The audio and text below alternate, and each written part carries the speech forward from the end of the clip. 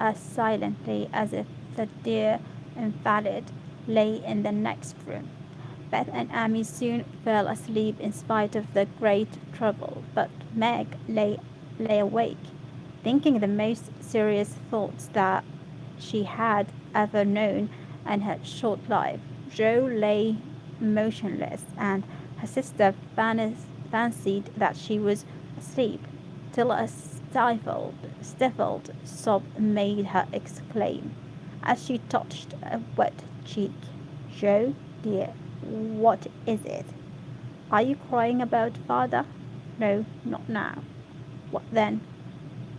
My hair," burst out poor Jo, trying vainly to smooth her emotion in the pillow.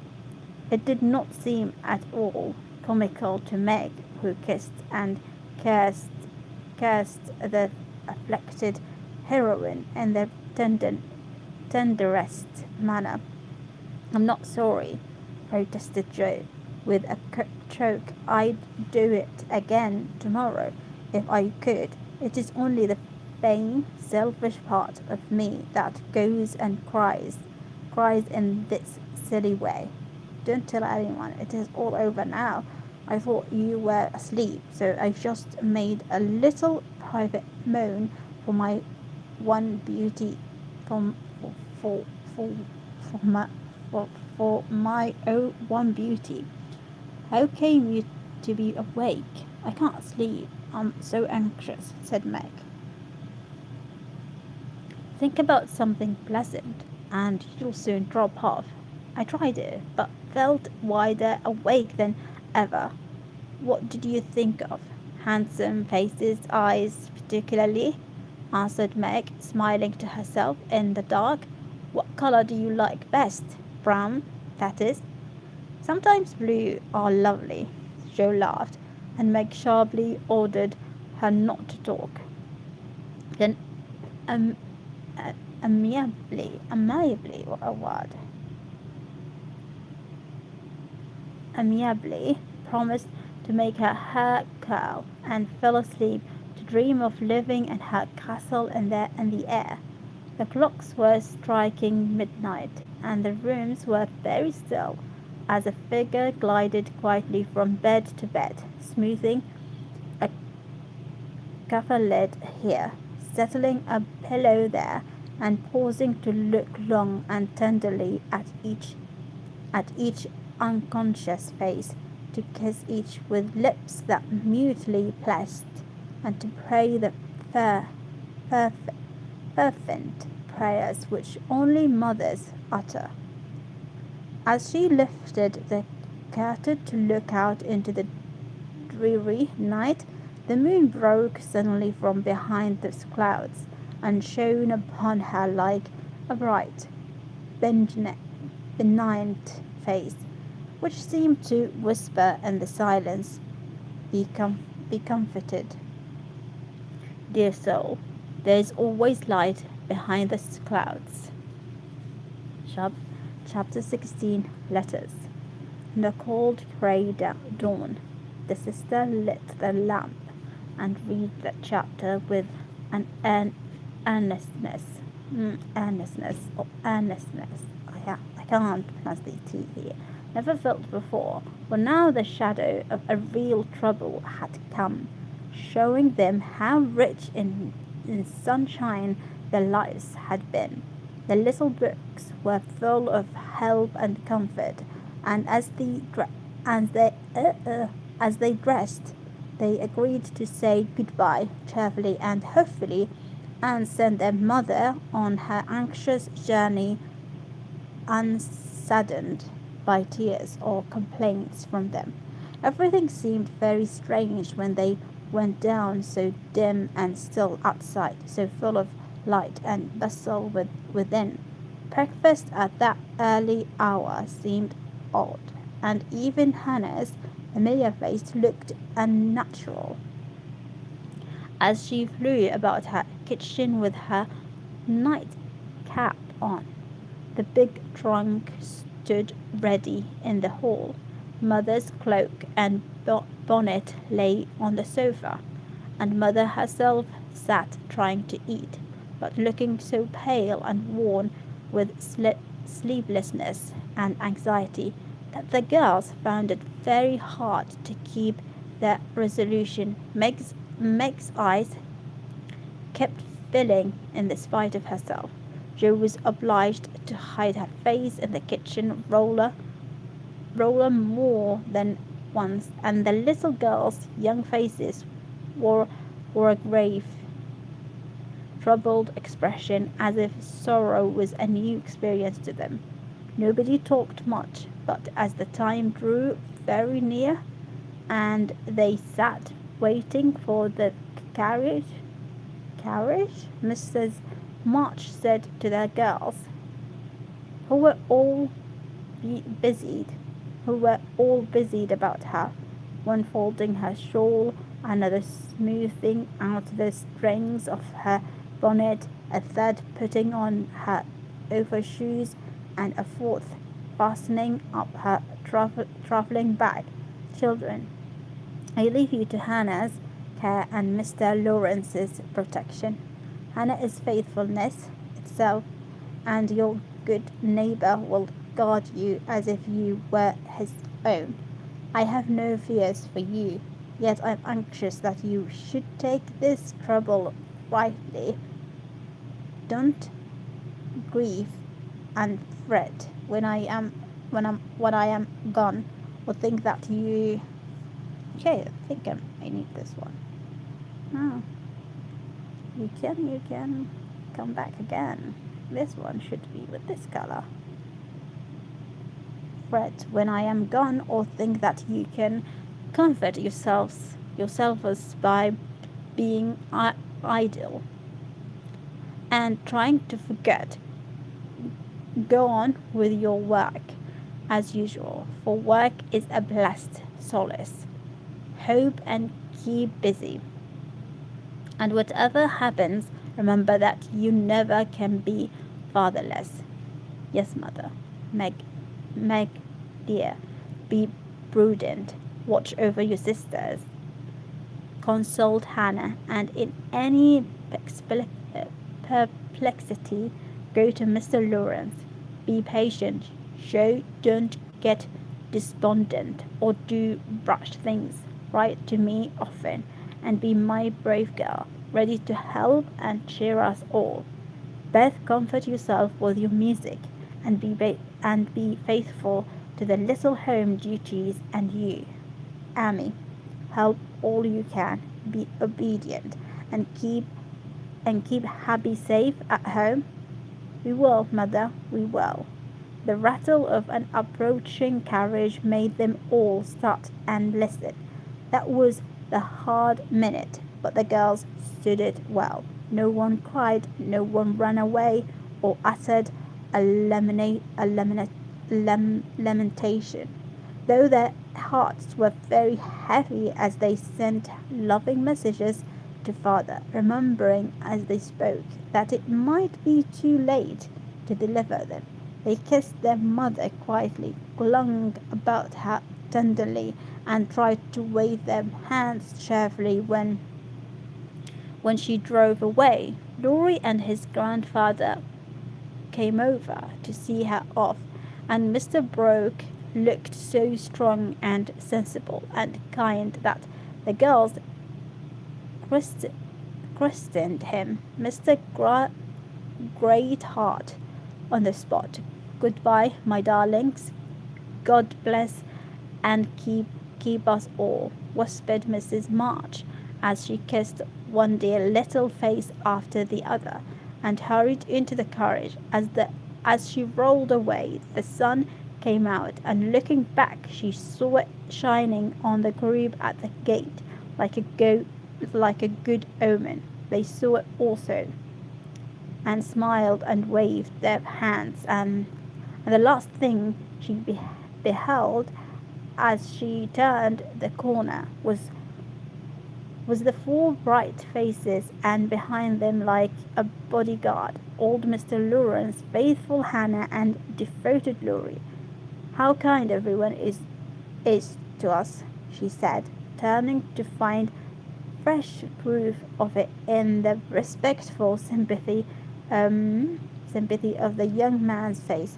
"I don't see how they can help it," returned Mr. Brooke, laughing so infectiously that Mrs. March could not help smiling, and so the long journey began with the good omens of sunshine, smiles, and cheerful words.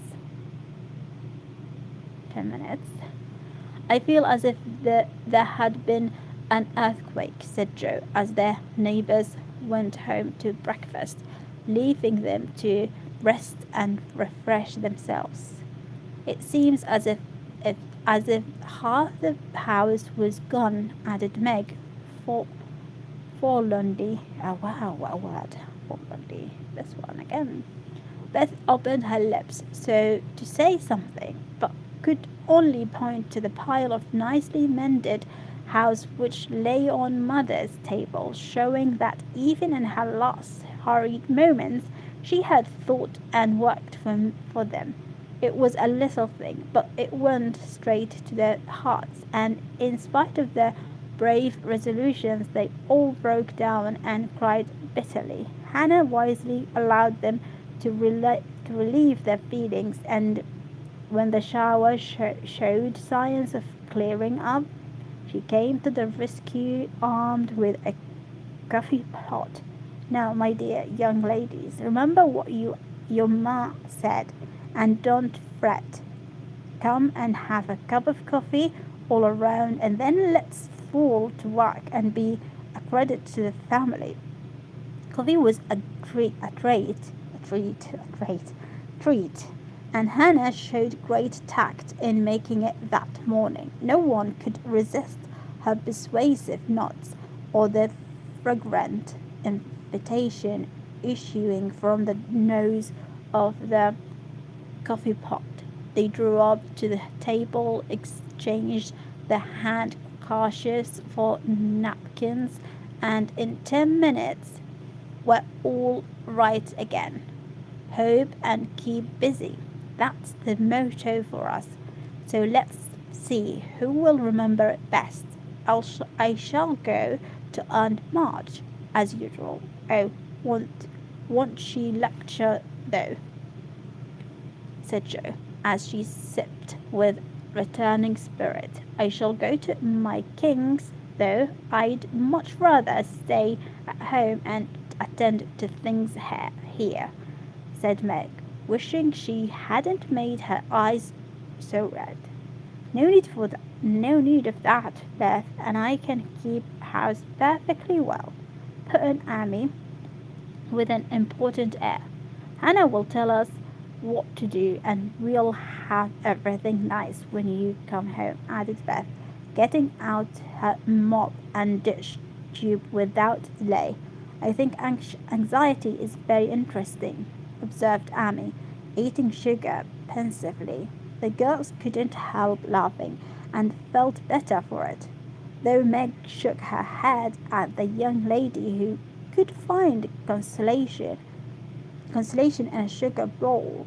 The sight of the turnovers made Jo sober again, and when the two went out to their daily tasks, they looked sorrowfully back at the window where they were accustomed to see their mother's face. It was gone, but Beth had remembered the little household ceremony, and there she was, nodding away at them like a rosy-faced mandarin. "That's so like my Beth," said Jo, waving her hat with a grateful face. "Goodbye, Meggie. I hope the Kings won't drain today. Don't fret about father, dear," she added as they parted, "and I hope Aunt March won't croak. Your hair is becoming, and it looks very boyish and nice," returned Meg, trying not to smile at the curly head, which looked comically small on her tall sister's shoulders. That's my only comfort, and touching her hat a la Laurie, away went Joe, feeling like a shorn sheep on a wintry day. News from their father comforted the girls very much, for though dangerously ill, the presence of the best and tenderest of nurses had already done him good. Mr. Brooke sent a Bolton. Bolton every day. What is this Bolton? Bolton every day. And as the head of the family, Meg insisted on reading the dispatches, which grow more. Let me highlight this one. Okay, I think I need it. Which grow more and more cheering as the week passed. At first, everyone was eager to write, and plump envelopes were carefully poked into the letter box by one or other of the sisters, who felt rather important with their Washington correspondence. As one of these packets contained characteristic note from the party, we will rob an imaginary mail and read them. Mr. Dearest Mother, it is impossible to tell you how happy your last letter made us, for the news was so good we couldn't help laughing and crying over it. How very kind Mr. Brooke is, and how fortunate that Mr. Lawrence's business detains him near you so long, since he is so useful to you and father. The girls are all as good as gold. Joe helps me with the sewing, and insists on doing all sorts of hard jobs. I should be afraid she might overdo. If I didn't know her moral fit wouldn't last long. Beth is a regular about her tasks as a clock, and never forgets what you told her. She grieves about father and looks sober except when she is at her little piano. Amy minds me nicely, and I take great care of her. She does her own hair, and I am teaching her how to make buttonholes and mend her stockings. She tries very hard, and I know you will be pleased with her improvement when you come.